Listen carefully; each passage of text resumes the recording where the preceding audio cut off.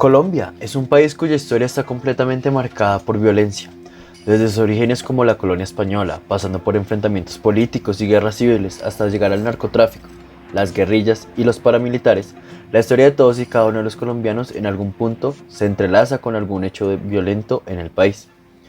A pesar de que, como colombianos, todos en conjunto nos hemos visto afectados por esta situación, existen personas o grupos más vulnerables ante la violencia o quienes están más expuestos a ella.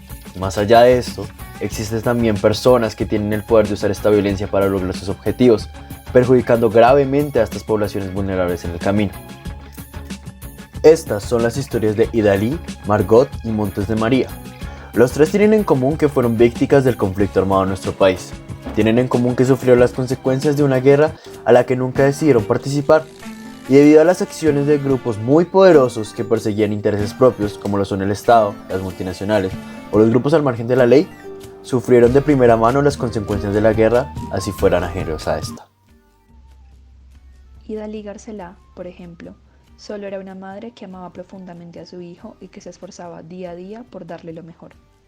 Su hijo, Diego, fue asesinado por el ejército, haciéndolo pasar por un guerrillero en el afán del gobierno de mostrar cifras de que se estaban eliminando miembros de grupos insurgentes, lo que se conoce como el escándalo de los falsos positivos.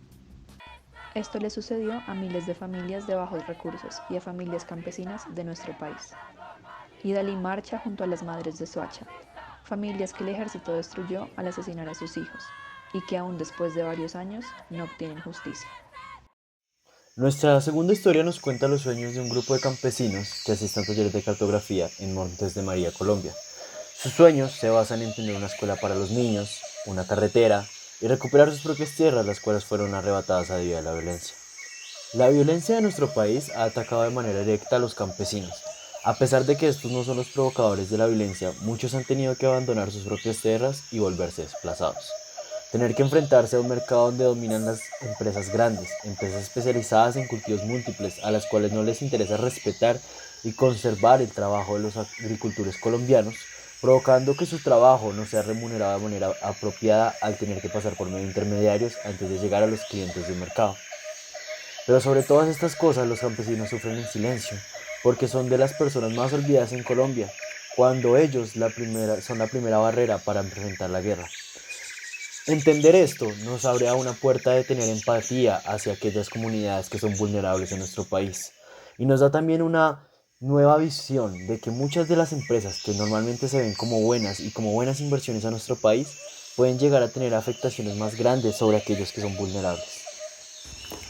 La tercera historia nos lleva a una mujer llamada Margot León Gómez de Pizarro, una mujer que nunca quiso tocar la guerra, pero que de igual forma la guerra sí la quiso tocar a ella. Su padre fue un coronel del ejército, su esposo fue un almirante de la armada y 3 de sus 5 hijos fueron guerrilleros. Tuvo una vida tranquila en su juventud.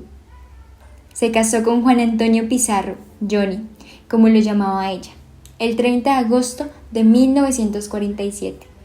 Tiempo después tuvieron sus hijos, Juan Antonio, Eduardo, Carlos, Hernando y Nina. A medida que iban creciendo, ella se fijaba en cómo Johnny, un hombre que tenía tanto conocimiento de su país, le iba inculcando esto a sus hijos.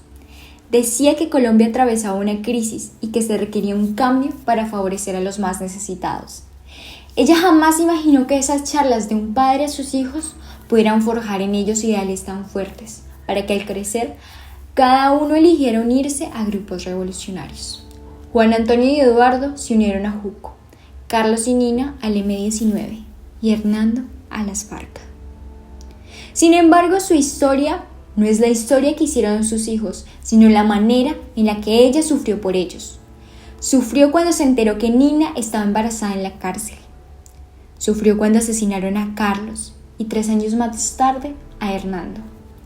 Sufrió por todas las muertes ocasionadas por los ideales de sus hijos. Sufrió porque ella fue la que dio luz a quienes ocasionaron guerra. Esta historia nos demuestra cómo la guerra no solo daña a las víctimas y a sus familias, sino también a los victimarios y a sus familias. Tú no eliges estar en la guerra elige que tú estés en ella. Como vimos en este corto video que recopila algunos testimonios de víctimas de la violencia, muchas veces la guerra y el conflicto en nuestro país han tenido un fuerte impacto negativo sobre familias que nada tienen que ver con esto. Este es el caso de miles de familias colombianas, familias que no han recibido una respuesta del gobierno ni han obtenido justicia por lo que les sucedió a sus seres queridos. Es importante reconocer que esto sucedió para que no vuelva a pasar nunca. Ninguna vida vale más que otra, ni ningún actor o grupo debería tener el poder de violentar a otros para conseguir lo que quiere. Esta es la historia de Colombia, esta es la historia de los colombianos, pero no podemos permitir que una situación así vuelva a suceder.